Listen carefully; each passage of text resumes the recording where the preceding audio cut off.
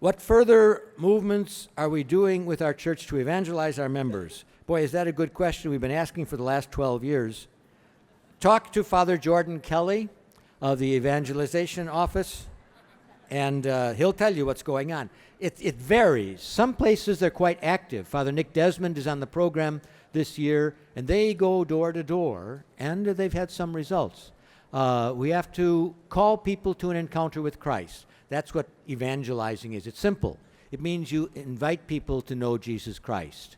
And you do that in his body, the church, where Christ acts through the sacraments. So the important thing is the encounter, the relationship.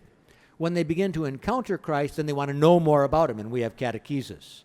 And then they want to live like him, and so we have discipleship. So it's very important that you be the instruments that God uses to create this encounter between Jesus and the people that he died for and that he loves. But there are many ways to do that. One of them is homilies. Is there a way to teach our priests to deliver more spirited homilies, like the one we heard this morning?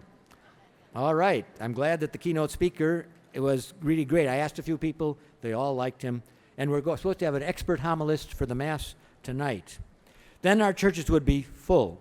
Well, that's true. And one way that you can help is comment to the priest. I recently transferred a priest to the cathedral, which now, of course, is suffering from fire once again. But the priest told me after he'd been there a few months, he said, this is a wonderful place to preach. After Mass, people come up and they comment on my homily. I never got that before in my former parish. People would thank you and they'd go out. But here, priests, if they don't like it, they'll tell him. If they do like it, they'll tell him why. So if you want better homilies, tell your priests whether they're doing well or whether you think what they've said isn't so good after all. Feedback is one way to have better homilies. Your feedback.